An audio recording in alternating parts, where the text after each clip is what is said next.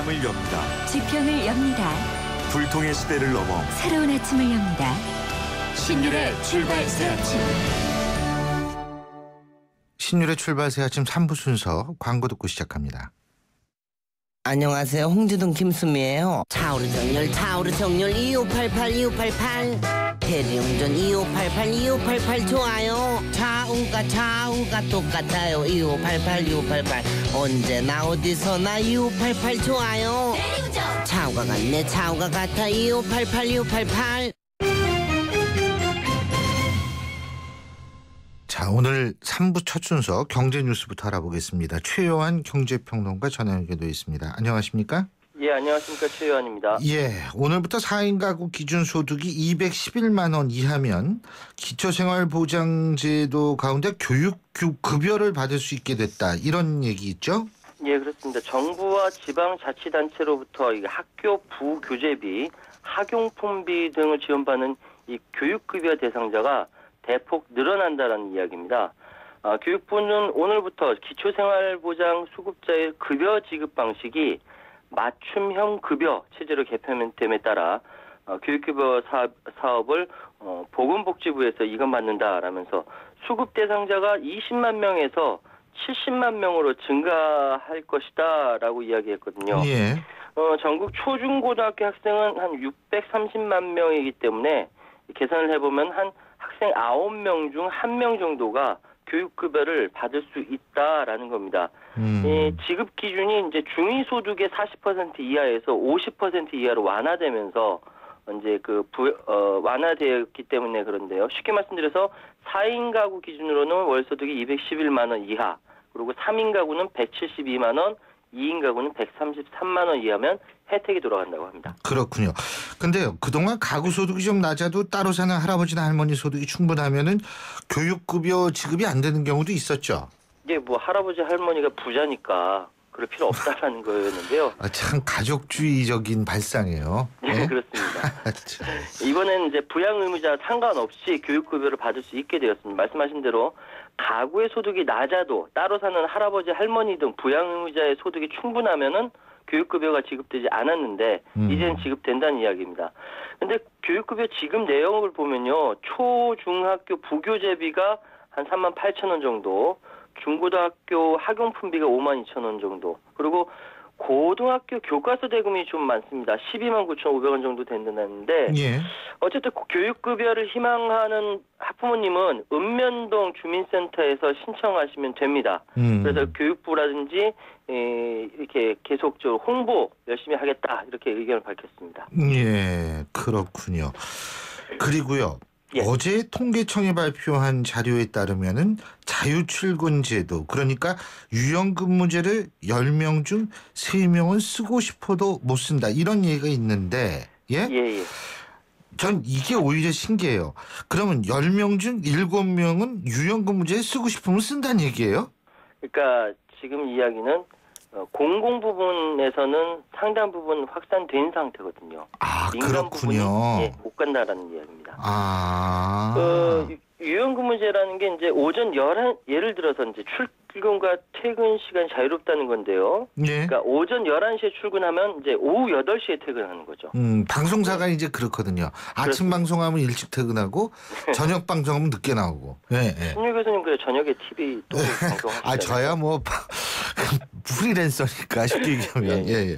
어쨌든 이게 그 유연 근무제가 이 출퇴근 시간 러시아워도 피할 수 있고요. 급하면 아이 병원 데려가야 되고 관공서 들려야 되고 이런 일들이 많지 않습니까? 예. 여기에 참 만족도가 높다라고 합니다. 그렇죠. 이게 이제 그 노동 시간은 길지만 생산성이 낮은 우리 경제 고질적 병폐를 해소할 수 있다. 예. 그리고 여성에게 근로기회를 부여해서 저출산 문제를 해결하려고 한다라고 하면서 이제 2010년 공공부문부터 도입이 됐습니다. 예. 현재 금융권과 외국계 기업을 이제 그 확산되는 추세인데 아직까지 이제 정착되기에는 좀 어렵다. 그러니까 예를 들어서 우리나라는 장시간 근로를 미덕으로 생각하는 경향이 있고요. 예. 눈치 보기 문화. 그러니까 한국 그렇죠. 윗사람 안 가면 못 가고. 그렇죠. 그죠? 예. 빨리 출근했는데 윗사람이 퇴근을 안 하면 이제 맞아요. 못하는 예. 이런 인식이 때문에 그런데요. 어쨌든 조금씩 이렇게 좀 증가하고 있다라고 하니까요. 우리 사장님들 좀 생각 좀 바꿔주셨습니다. 맞습니다. 예. 하도 이렇게 되니까 귀소공포증 갖는 분들도 많잖아요. 이게 버릇이 되다 보면 집에 가는 게 두려워지는 거예요. 이거 참 슬픈 일인데 예. 사실 저희 나이 또래는 그런 사람들 많습니다. 근데 이 퇴직하고 나가지고는 막상 그러면 막막해지거든요. 아, 예. 갈 데가 없어가지고. 지난해 그리고 증여세와 상속세 신고액이 대폭 늘어난 것으로 나타났죠? 네, 그렇습니다. 그 국세청이 또 발표한 자료에 의하면요. 증여세 신고세액이 전년보다 10.3% 증가했고요. 신고 인원도 9.9% 늘어났다고 하네요. 네. 이 증여세 신고세액은 2010년 이후 증가세를 보이고 있고 신고 인원은 2012년까지 감소하다가 2013년부터 증가세로 돌아섰다고 하고요. 기타 다른 자료들도 있습니다. 뭐 고액 상습 체납자에 대한 현금 징수액이 뭐 전년보다 31% 증가했다. 예. 법인세 수는 전년보다 1조 2천억 감소했지만 법인세 신고 법인은 또 늘었다. 뭐 이런 이야기들이 있고요. 이외에 그 정부의 대국민 서비스가 한층 개선됐다라는 뉴스가 있습니다. 왜 그 사망 신고 때 예. 각종 상속재산 신고 이게 조회를 하려면은 예. 유족들이 까다로웠거든요. 그렇죠. 막 6군데를 다녀야 나중에 예. 알고 보니까 고인께서 이제 과중한 은행빚이 있었다. 그렇죠. 충격받거든요. 이제 이번에는 원스톱으로 안심상속 원스톱 서비스를 전국적으로 행정자치부가 시행한다라고 얘기했는데요. 이거는 한 번만에 다 확인할 수 있는 것이죠. 이 부분에 대해서 정종석 행자부 장관이 예. 정부 3.0 국민 맞춤형 생애주기 서비스 이렇게 이야기했는데요. 확실히 좀 더 편해지는 건 맞는 것 같습니다. 그렇습니다. 예, 오늘 말씀 잘 들었습니다. 고맙습니다. 예, 감사합니다. 예, 지금까지 최요한 경제평론가였습니다. 신율의 출발새 아침 오늘 순서 시작합니다.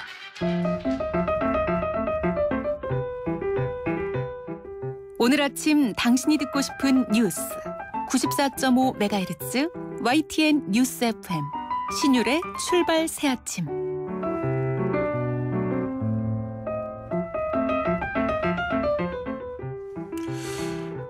여러분 다 기억하시죠? 1997년 이태원의 햄버거 가게에서 한 청년이 잔혹하게 살해당하는 일이 있었습니다. 이것은 이태원 살인 사건이라는 영화로도 만들어졌는데요. 여러분 영화 보신 분들도 많으실 거라고 생각합니다. 지금 가장 유력한 용의자는 미국에 있는데요. 18년 만에 한국 법정에 이 용의자를 세울 수 있나 싶었는데 그 기대가 또 한 번 무너졌습니다. 송환이 임박할 듯 했지만 패터슨이라는 용의자가 미국 법원에 다시 재심 신청을 하면서 송환이 연기됐었는데 과연 언제 합당한 재판이 진행될지 모든 게 불투명한 상황입니다. 이 소식에 유가족 깊은 한숨을 내쉬고 있죠. 그래서 이 시간에는 피해자 고 조중필 씨의 어머니 이복수 씨를 연결해서 현재의 심경 들어보고요. 이어서 법률가의 입장 들어보겠습니다. 먼저 고 조중필 씨의 어머니이시죠. 이복수 씨 연결합니다. 안녕하십니까? 안녕하세요. 예. 지금 몸이 많이 편찮으시다며요? 네. 아이고, 지금 병원에 계세요?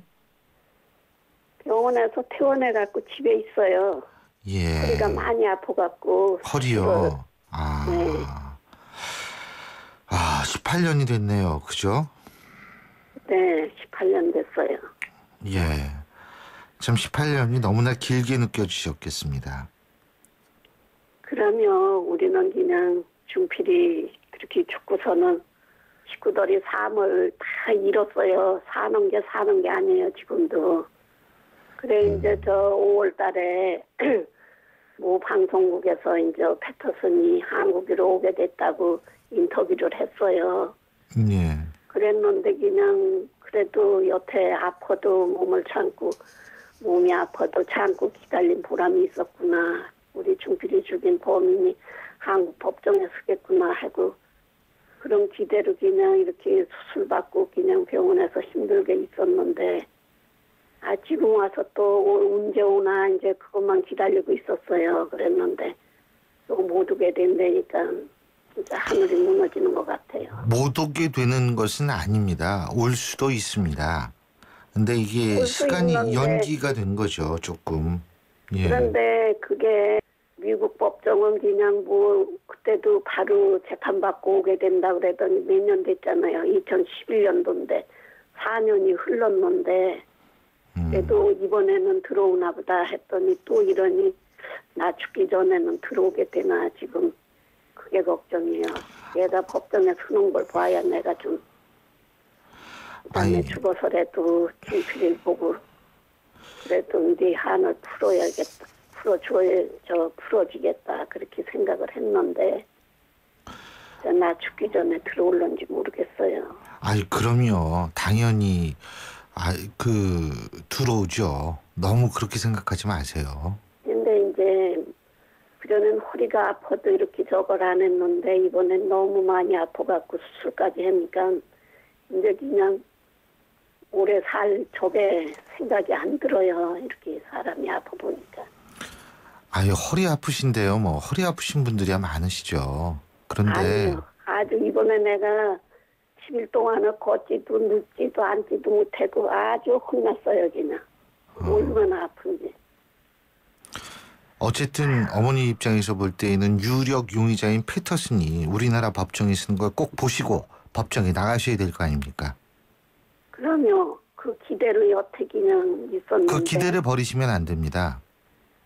그런데 이렇게 언론이고 이런 데서는 좀 이렇게 한국 사람이 이렇게 죽은 게 억울하니까 자꾸 이렇게 범인을 좀 잡아왔으면 했는데 우리나라 그냥 법원에서 검찰에서는 힘을 쓰는지 그냥 알 수가 없어요. 저희가 이렇게 언론에서 자꾸 방송을 하면은요, 또 정부에서도 더 민첩하게 움직입니다. 예? 아유, 하도 중필이 사건 보니까는 검찰에서 너무 힘을 안 썼어요. 얘 미국으로 도망갈 때도 검찰의 도움으로 간 것 같고, 거기 갔어도 맨날 그냥 그 범인 소환 요청도 안 하고 그냥 몇 년 있다 2006년에 그리고 99년도에 갔는데 왜 어떻게 되는 거예요? 법이 있으면 안 하지 우리 같은 사람은. 저기 만일 말이에요, 그 패터슨이라는 사람 용의자가 우리나라에 들어와서 재판에 서게 되면 네. 그 패터슨한테 무슨 얘기하고 싶으세요? 지금 내 맘 같아서는 똑같이 그냥 중필이 죽인 거 뭐냐 하고 싶은데 그러진 못하고 그렇게 되게 설령은 그냥 소변 보는 아이를 왜 죽였나 하는 게 의문이 가고 막 욕을 해주고 싶어요.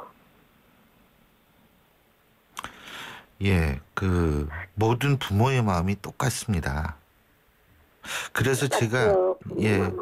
제가 그래서 아버님께서는 지금 어떠세요? 그래도 저 아버님은 몸이 조금 건강하시니까 예, 나이가 있어도 요새 일을 다니셔요. 예. 그 두 분이요. 먹고 살래니까. 예. 두 분이요 건강하셔야 됩니다. 두 분이 건강하셔야 되고 사실 대한민국 부모들이요 지금 이 두 분 어머니 아버님 뒤에 서 있다라는 것, 지원하고 있다라는 걸 꼭 잊지 마세요. 이게 영화화까지 됐고 그 영화 많이 봤거든요, 사람들이. 그렇게 되면 네. 대한민국 국민들 그렇게 쉽게 잊지 않습니다. 대한민국 국민들이 쉽게 잊지 않으면 아드님을 영원히 잊지 않는다는 얘기거든요. 그러니까 네. 힘을 좀 많이 내셔야 될 것 같습니다. 그러게 이렇게 언론에서 좀 많이 좀 다뤄주시면은 예, 중필이 예. 사건을 패터슨이 한국으로 좀 오게끔 그렇게 좀 많이 방송에 내주시고 예, 그래도 우리 같이 선량하고 착한 사람들이 국민들이 있으니까 좀 예. 힘을 받고 그랬는데 예, 그래도 너무 지쳤어요. 너무 힘들고. 충분히 이해합니다. 하지만 반드시 우리나라에 들여와서 법정에 세울 거라고 확신을 합니다. 저는. 그때까지는 네. 꼭 건강하시고 힘을 내셔야 됩니다. 예, 오늘 말씀 잘 들었습니다. 감사합니다. 네, 감사합니다. 예. 지금까지 이태원 살인사건의 피해자 고 조중필 씨의 어머니 이복수 씨 만나봤고요. 계속해서 민주사회를 위한 변호사 모임의 하주희 변호사 연결합니다. 하 변호사님 나와 계시죠? 네, 안녕하세요. 예. 지금 말이에요. 패터슨 소환되죠? 될 거라고 보시죠? 네, 그렇게 봅니다. 언제? 근데 문제는 언제냐가 문제인데 언제라고 보세요? 글쎄요. 지금 이게 미국 법원에서 하는 일이라 사실 예. 정확한 시기는 알 수 없습니다. 한 발 더 가까이 갔다고 생각을 했는데 또 기다려야 되나요? 근데 이제 다만 패터슨이 지금 이의 제기한 거는 이미 모두 판단된 쟁점에 대해서 이건 시간 끌기 위한 거니까 미국 법원이 좀 시급히 판단을 내려줬으면 하는 바람입니다. 근데 시급히 판단을 내리기 위해선 우리 정부가 할 일이 있나요? 지금 이것은 이제 미국 법원의 절차이기 때문에 예. 그 절차가 종료되어야 가능합니다. 다만 이제 한국 정부가 외교적인 노력들 이런 것을 하면 그 시기가 좀 빨라질 수 있을까 하는 기대는 있습니다. 저희 YTN 라디오가 미국 LA도 나가거든요. 그렇기 때문에 생방송으로 나가고 있기 때문에 그리고 요새 뭐 인터넷이 좋아가지고 뭐 인터넷으로 다 들으실 수도 있겠습니다만 이태원 살인 사건이라는 영화까지 만드는 바로 이 사건 국민들이 관심을 안 가질 수가 없는데 대충 이 재심에는 별도의 규정이 없다고 그러더라고요 지금 미국이. 예, 그렇습니다. 뭐 미국뿐만 아니고 어쨌든 어느 나라든지 언제까지 판단을 해야 된다라는 규정이 특별히 있는 것은 아니죠. 그리고 그것은 이제 순전히 법원의 몫입니다. 예. 근데 만약 이 재심해가지고 어떻게 운이 좋게 빨리 오게 된다라고 얘기를 했을 때요. 그때 또 무슨 할 수 있는 방법이 있나요? 패터슨이라는 사람이?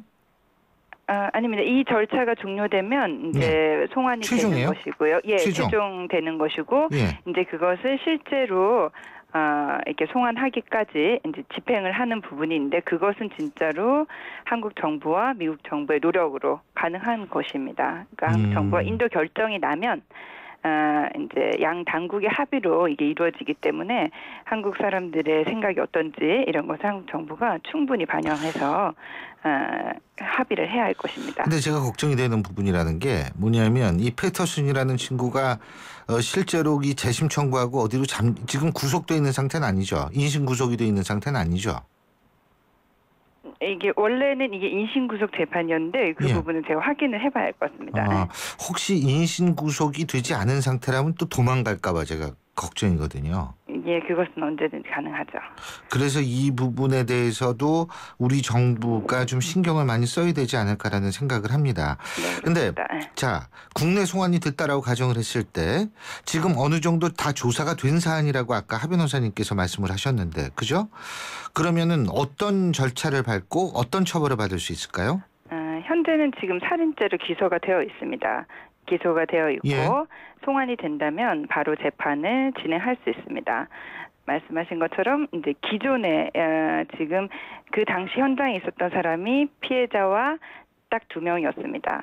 그 나머지 1명을 살인죄를 기소했다가 그것은 이제 무죄 취지로 무죄가 됐고 예. 그렇다면 그때 당시 법원에서 그 진술과 법원의 공판 기록이 있습니다. 예. 그 공판 기록은 현재 이 패터슨에 대한 살인을 입증하는 데도 매우 중요하게 사용될 겁니다. 예. 지금 저희 제작진이 알아봤는데요. 패터슨이라는 사람이 구속 수감돼 있다고 합니다. 네네. 예. 원래 이 절차가 이제 인도를 위해서 구속을 해놓고 그거에 대해서 이의 제기를 하는 절차입니다. 지금 솔직하게 말씀 좀 부탁드리는데요. 네. 하 변호사님이 법조인으로 봤을 때 살인죄의 성립 가능하다고 보십니까? 저는 입증 가능할 거라고 봅니다. 말씀드렸듯이 그 당시 공판 기록이 존재하고요. 예. 제가 그 공판 기록을 전부 보지 못했지만 판결문 등에서 확인하는 것을 보면은 뭐 충분히 그 진술과 그리고 현재에서도 새롭게 증거 조사할 수 있는 부분들이 있지 않을까 합니다. 다만 오래된 사건이라 예. 법정에서의 절차가 좀 난항을 겪을 수는 있겠죠. 지금 현재 공소시효가 살인 사건은 몇 년이죠?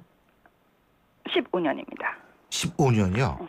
근데 이게 지금 18년이 된 사건인데 그건 상관이 없나요? 네, 이거는 이제 그 중간에 이제 이걸 면하기 위해서 도망가고 뭐 이런 기간들이 빠집니다. 아, 그렇군요. 그러니까 이거는 문제가 없군요. 예.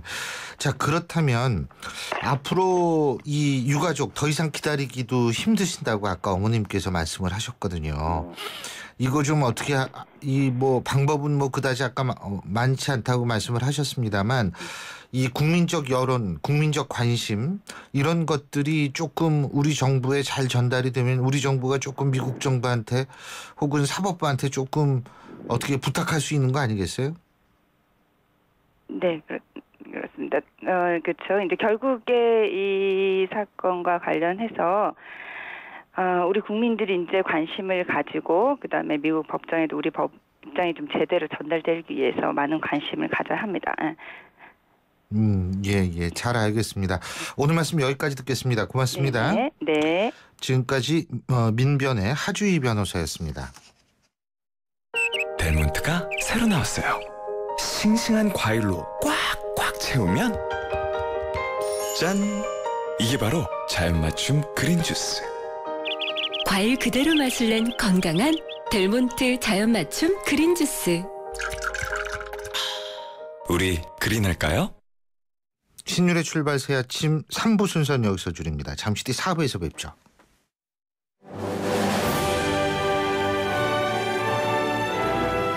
(2015년) 올 여름 영국 옥스퍼드에서 개최되는 국내 유일한 영어 캠프를 만나보세요.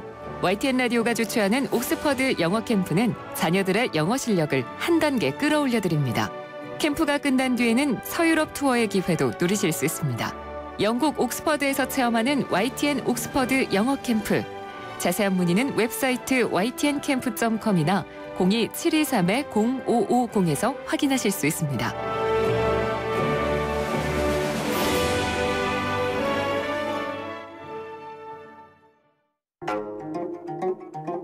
AED라고 들어보셨나요? 그럼 자동제세동기는요? 심장이 멈춘 위급 환자에게 전기 충격을 주어 심장이 다시 뛰도록 도와주는 장비입니다. 아무리 유용한 장비라도 이름부터 생소하다면 응급 상황에서 사용하는데 어려움이 있지 않을까요? 이제부턴 AED나 자동제세동기 대신 자동심장 충격기, 쉽고 친근한 우리말로 바꾸어 쓰면 어떨까요? 상대방이 알 수 있는 말을 쓰는 것, 배려와 소통의 첫걸음입니다. YTN 라디오 언어문화 개선 캠페인은 국립국어원과 함께합니다.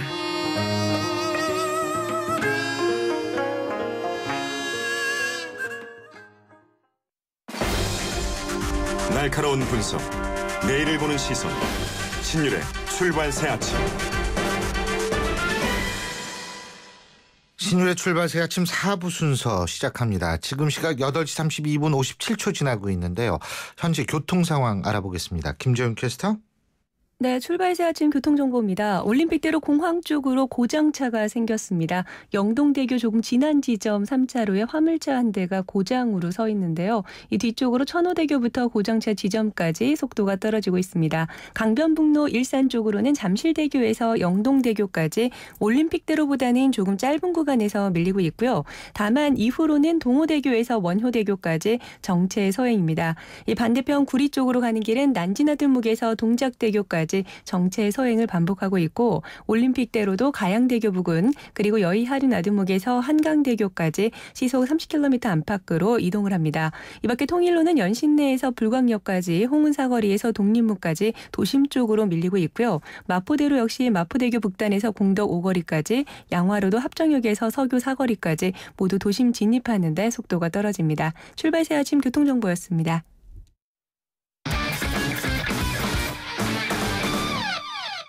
스포츠 소식 알아보겠습니다. 최동호 스포츠 평론가 전화 연결도 있습니다. 안녕하십니까? 예, 안녕하세요. 예, 국가대표 선수가 국제대회에 참가하는데 자비로 참가하는 경우가 있나 봐요. 이게 무슨 일입니까? 우리나라가 그래도 세계 11위 경제대국인데. 예? 예. 저희 리듬 체조 얘기인데요. 이 리듬 체조의 국가대표 선수들은 이 올림픽이나 아시안 게임 그리고 세계 선수권 대회를 제외한 나머지 대회, 그러니까 이 월드컵과 그랑프리 같은 대회가 있는데요. 이런 대회 출전할 때 스스로 경기를 마련해야지 됩니다. 이 경비에는 선수 본인의 비행기 티켓하고 숙박 비용이 포함이 돼 있는데 이것뿐만이 아니라 함께 가는 심판의 경비까지 마련을 해야지 되거든요. 이 말씀하신 대로 이 국가를 대표해서 국제대회에 참가하는 건데 좀 이해가 가지도 않기도 하지만 분명히 현재 이 체조협회에서 벌어지고 있는 일입니다. 그러니까 이게 부자들만 하겠네요. 이러면은 이거 어떻게 되는 일이에요? 이게 아니 근데 선수가 심판 코치 경비까지 부담하는 게 맞아요? 이게? 예? 이 얘기 맞습니다. 이게 이 국제 체조 연맹에 이 국제 대회에 참가하는 각국의 체조 협회는 이 3급 이상의 국제 심판을 출전시켜야 한다라는 이 조항이 있거든요. 이른바 이게 이제 심판 대동제라는 이 제도인데 뭐 대동 단결의 이 대동은 아니고 함께 간다는 대동제입니다. 그러니까 국제 대회에 우리나라 선수가 출전하게 되면은 우리나라 심판이 반드시 이제 함께 출전해야 된다는 얘기인데 이때에 함께 가는 심판의 경비를 선수가 부담을 하는 겁니다. 근데 그러면 경기복은 어떻습니까? 이거 경기복 김연아 선수가 하는 피겨 같은 경우에도 굉장히 경기복이 비싼 것 같은데 이 그렇죠. 경기복은 어떻게 지원이 좀 되나요? 리듬 체조 이제 경기할 때 선수들이 입게 되는 의상이 굉장히 화려하잖아요. 이 이제 경기복이 한 벌당 150만 원에서 한 300만 원 정도가 되는데 보통 선수들이 1년에 한 3벌 정도 사용하는데 이 경기복도 선수들이 부담을 합니다. 근데 더 큰 문제가 지난해 같은 경우에 이 체조협회가 이 선수 한 명당 30만 원씩의 경기복 지원 예산을 책정을 해 놓았는데 실제로 집행은 되지 않았습니다. 예. 지난해만 하더라도 이 대표 선수들이 참가한 데가 모두 16개였었거든요. 이 중에 4개 대회만 협회가 지원을 했고 나머지 12개 대회는 선수들이 전부 다 자비로 부담을 했습니다. 물론 협회의 재정적인 측면이 열악해서 비인기 종목이잖아요. 또 더군다나. 그러니까 이제 협회는 굉장히 돈이 없을 수 있죠. 그래서 일면 이해가 되는데 협회에서는 뭐라 그럽니까? 이 협회 측의 이 해명을 들어보니까 협회가 매년 그 연간 단위로 사업 계획을 짜거든요. 이 사업 계획을 짤 때 이 국가대표 선수들이 참가하는 대회를 이제 계획을 짜는 거죠. 이제 이 대회는 이제 올림픽이나 세계 선수권 대회, 아시안 게임 정도 수준의 대회만 참가 계획을 세우게 되는데요. 이 대회를 제외한 나머지 월드컵이나 그랑프리 대회 같은 경우에는 참가 계획을 세우지 않는 겁니다. 그런데 이 선수들이 자신의 이 개개인의 기량이나 경험을 쌓기 위해서 출전을 하겠다라고 할 경우에 이 선수들이 이득을 보는 거기 때문에 선수들이 부담을 해야 된다는 논리거든요. 근데 여기에 앞서 말씀드린 대로 이 선수가 참가하게 되면 반드시 우리나라 심판도 이 대동을 해야 되기 때문에 당연히 심판의 경비도 선수가 부담을 해야 된다. 이런 논리입니다. 근데 이게 근본적인 문제는요. 우리나라가 인기 종목에만 너무 관심을 쏟고 거기에만 모든 것이 집중이 되기 때문에 이 비인기 종목에 대한 관심과 이런 것들이 좀 지원이 필요하다라는 생각도 들게 되는 부분이네요. 오늘 말씀은 시간 관계상 여기까지 듣겠습니다. 고맙습니다. 고맙습니다. 지금까지 최동호 스포츠 평론가였습니다. 역사의 시선으로 뉴스를 읽어봅니다. 히스토리 뉴스.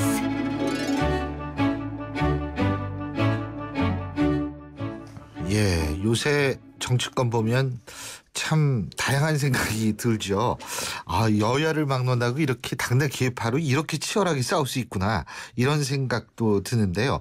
오늘 히스토리 뉴스, 역사의 눈으로 뉴스를 보는 시간, 오늘 순서에서는 바로 21세기 정치권이 과거에는 그러면 어땠는지 한번 돌아보는 시간을 갖겠습니다. 오늘도 역사학자시죠. 전우용 박사님 스튜디오에 나와 계십니다. 어서 오십시오. 네, 안녕하세요. 요새 어떻게 보세요? 역사학자로서 이 정치 보면은요. 권력의 속성이 본래 이제 독점욕이잖아요. 그렇죠. 권력은 항상 집중되게 돼 있습니다. 집중하려고 하는 것이고 그 패단들이 워낙 컸기 때문에 역사적으로 보자면은 그걸 분산시키려는 힘이 또 존재해 왔고 그래서 그거는 뭐 예나 지금이나 다름이 없는 것 같아요. 다만 이제 역사의 진보 또는 발전 방향이라고 하는 것이 한 사람에게 집중되어 있던 권한을 곳곳에 분산시켜서 시스템화하고 억지로 시스템에 의해서 나누는 거죠. 원래 이게 모이려고 그러던 거예요. 이런 것이 이제 지난 한 300~400년간 전 세계의 보편적인 현상이었었는데 이제 그게 또 이제 그 시스템을 둘러싸고 다시 갈등이 빚어진다고 하는 것이 어떤 면에서 좀 정치적 퇴행 현상이 아닌가 이런 생각이 좀 듭니다. 근데 박사님 옛날에 말이에요. 옛날이라는 게 뭐 조선 시대도 있을 수 있고 고려 시대 뭐 통일신라 신라 그 이전도 있는데 사실은 공통적이라는 것이 다 권력이라는 얘기 아니에요. 정치란 권력 싸움이죠. 맞습니다.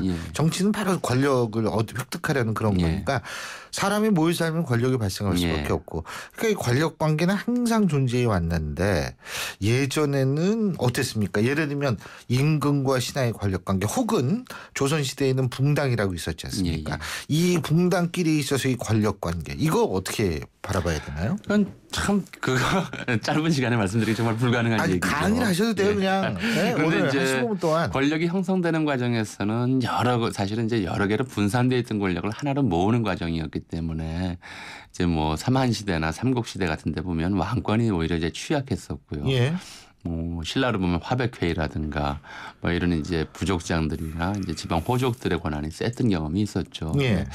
구체적으로 보자면 이제 전제 왕권이 확립되었다 할 수 있는 것이 이제 조선시대 정도인데 조선왕조인데 그런 점에서 보자면 14세기 말에 이제 좀 중세 관료제, 전제 왕권 이걸 만든 이제 조선왕조의 시스템은 세계사적으로 보더라도 상당히 좀 이른 편이었어요. 뭐 조숙한 중앙집권제니 이제 뭐 이런 관료제의 완성이니 이렇게 이야기들을 합니다만은. 근데 그 상황에서도 이제 왕권과 신권의 갈등은 있었던 것이죠. 그건 우리가 잘 아는 이제 이방원 왕자의 난 그리고 이제 세조가 자기 조카를 죽이고 왕위에 올랐던 개우정난 구테타죠. 이런 사건들이 단지 이제 권력력에 의해서만 빚어진 것은 아니고 정치 권력을 왕권과 신권 어느 쪽에 저 비중을 두고 이제 가져갈 것이냐, 권력을 어느 쪽에 더 많이 분배할 것이냐를 둘러싼 시스템 체제의 싸움을 둘러싼 싸움이기도 했거든요. 예를 들어 이제 정도전이 생각했던 것은 태조 때 이런 거죠. 왕은 세습되는 자리니까 그 현부, 그러니까 왕이 어진 사람이 될지 포악한 사람이 될지 예측할 수가 없다. 왕이 권력을 독점하면 나라가 그 왕 개인의 좀 캐릭터나 퍼스널리티에 따라서 나라가 좀 흔들릴 수 있다고 봤던 거죠.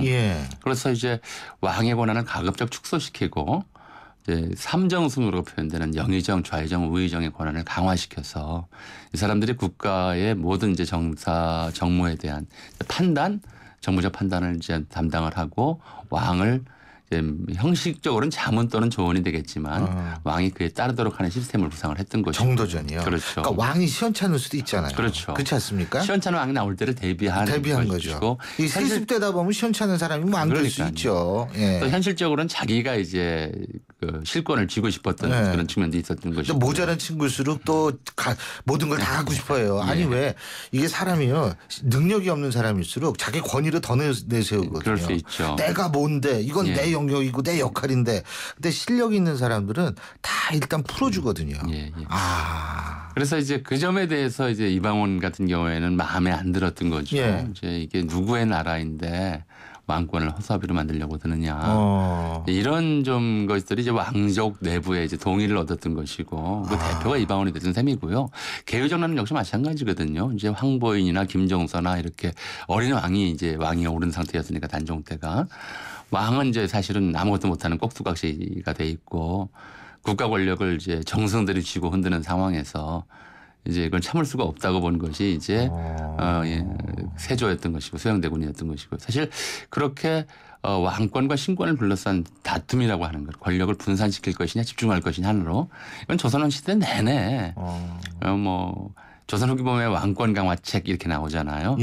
뭐 실제로 제도적이나 법률적으로야 왕권이 최고에 있었지만 실제로 운영되는 과정에서 이제 왕권이 허약한 경우들이 워낙 많았었기 때문에 이런 이제 요즘으로 치면 이제 요즘하고 바로 비교하는 게 불가능하지만 왕 권력을 집중할 것이냐 분산시킬 것이냐 또 집중이 된다 하면 이것이 왕이냐 아니면 신하들의 협의체냐 이걸 둘러싼 갈등은 우리 정치 문화에서도 굉장히 뿌리가 깊은 것이라 할 수 있습니다.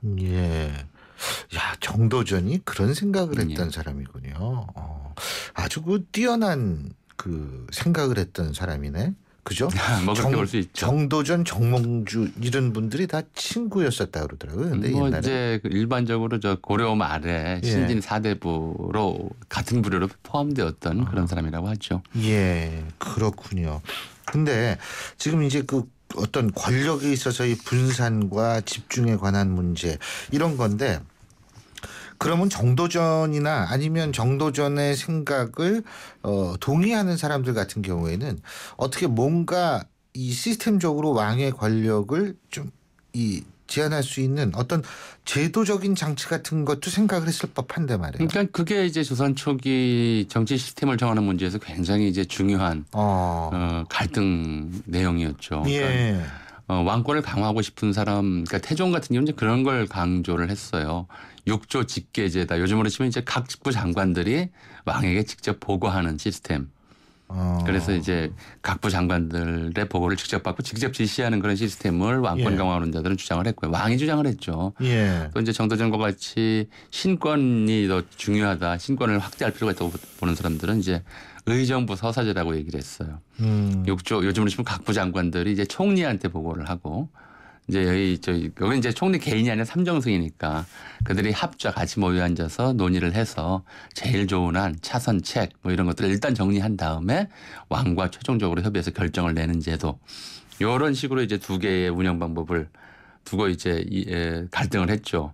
그래서 왕이 좀 카리스마가 있고 사실은 뭐 쿠데타를 또 집권했다든가 이런 상황에서는 이제 이런 관리들의 의정부 서사제 요구를 묵살하고 이제 삼정성을 그냥 명예직으로 남겨둔 채로 직접 이제 다 처리하기도 했고 또 왕이 조금 이제 귀찮거나 또 사실 좀 의정부 대신들한테 좀 눌리거나 지적으로나 뭐 저 경륜에서나 이럴 때는 또 이제 뭐 의정부 대신들의 그 뜻을 따르기도 했고 이건 좀 운용 과정에서 나타나는 운용 현상이죠. 과정에서. 그러니까 지금도 뭐 현재도 이런 시스템을 보면 현상은 다르지만 책임 총리제냐 아니면 총리가 그냥 단순한 뭐 좀 이게 용어로 어떤지 모르겠습니다만은 세속 용어로 얼굴마담이냐 이걸 둘러싸고 이야기 드는 거가 비슷하죠. 우리나라 헌법상은요. 헌법적으로 보면 국무총리는 대통령의 명을 받들어 보좌하고 이 보좌라는 단어가 들어가 있고 대통령의 명을 받아서 내각을 총괄한다 이런 얘기가 있거든요. 그러니까 책임 총리라는 게 사실은 저는 말장난이라고 봐요. 많이 진짜 총리를 실세 총리 가능하겠지만 책임 총리 만들려면 좀 많이 바뀌어야겠죠. 법을. 근데요. 또 한 가지는 뭐냐면 붕당끼리에 있어서의 어떤 권력 관계도 있죠. 사실 붕당 제도가 나온 게 이제 선조 때부터 붕당이 되기 시작해가지고 이제 여러 차례 뭐 동서남북 기본으로 사색이 나뉘고 또 다시 노론 소론 남인 북인 나뉘고 했습니다만은 초기에는 이제 서로 정권을 잡기 위해서 이제 치열하게 싸웠죠. 그래도 뭐 서로 죽고 죽이는 수준까지는 안 갔던 것이고 대체로는. 근데 이제 붕당 제도에서 조선 후기 상황에 좀 잘못된 형태로 이제 고착된 것이 인조반정 당시 서인이 주도한 반정이었거든요. 지금 요즘 TV 드라마에도 나오고 있지만 광해군 정권은 북인 정권이었다고 얘기를 하고 거기에 이제 서인들이 집단 반발을 해서 이제 쿠데타를 일으킨 것이 인조반정인데 그 당시 서인들이 내세운 이제 내부적인 구호가 국혼물실 숭룡살임이라고 하는 거였어요. 국혼물실이라고 하는 것은 이제 왕비자리는 이제 우리 집안에서 대대로 나와야 한다는 것이었고 두 번째 숭룡살임이라고 하는 것은 이제 명분으로는 이제 그 지식인들 살인들을 등용한다는 것이었지만 실제로는 자기 당파 사람들을 이제 요직에 놓겠다 이런 얘기였는데 숙종 때 이제 남인이 잠시 우위에 섰던 그런 일시적인 좀 상황이 있긴 했지만 그 이후로 조선 말기까지 서인 그 중에서도 노론 집권 체제가 이제 일당 독재 체제가 지속이 됐던 것이죠. 이런 체제에서는 이제 비판, 반대, 견제 이런 것들이 용납이 되질 않으니까 권력이 또 하나는 집중의 속성이지만 하나는 견제받지 않는 권력은 절대 부패한다는 게 또 하나의 속성이지 않습니까? 견제를 받지 않다 보니까 조선 말기까지 내내 부패상이 이제 진행이 됐던 것이고 이것이 이제 민심을 리반시키고 결국 국망으로 이어지는 이런 상황이 됐던 것이라고 할 수 있죠. 그러니까 이게 결국은 그렇죠. 이 사실 권력에 대해서 서양 같은 경우에는 권력을 정치 중심에 놓은 맨 처음에는 마키아벨리 아니에요.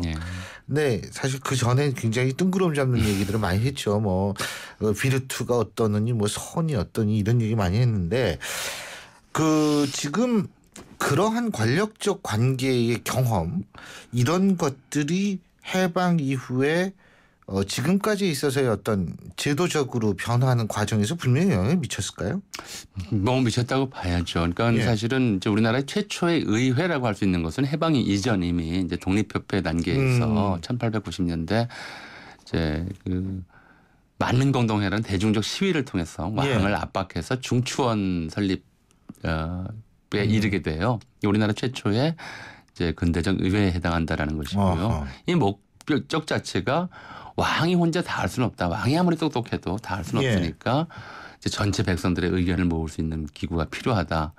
그러면서 이제 입법권이라든가 왕권을 제약하려고 하는 시도를 했던 거죠. 그런데 이제 이게 처음에는 이제 고종이 그 일종의 좀 위세에 밀린 면도 있고 명분에 밀린 면도 있어서 허용을 했지만 이제 의회가 좀 고종 판단하기에 지나치게 왕권을 좀 간섭하려 든다고 했을 땐 이제 가차없이 그 의회 핵심을 이제 체포해버리고 그리고는 이제 단순한 자문기구 아니면 이제 왕이 벼슬 주고 싶은 사람 그 명예직 줄 때 쓰는 기구 이런 정도로 이용을 했죠. 그래서 이제 중추원이라고 하는 것이 초기에는 의회를 전망하고 만들어졌지만 실제로는 이제 왕의 장식품으로 전락했던 경험이 있고요. 그러니까 해방 이후에도 이제 일제강점기에도 사실은 이 중추원이라고 하는 의회격의 기구가 있긴 있었어요. 그건 뭐 친일파들이 들어가는 그렇죠. 그러니까 이제 조선인들한테 너희들도 정치적 발언을 할 기회를 주겠다고 하는 형식만 했던 것이고요. 그러니까 그게 더 나쁜 거죠. 그렇죠. 예?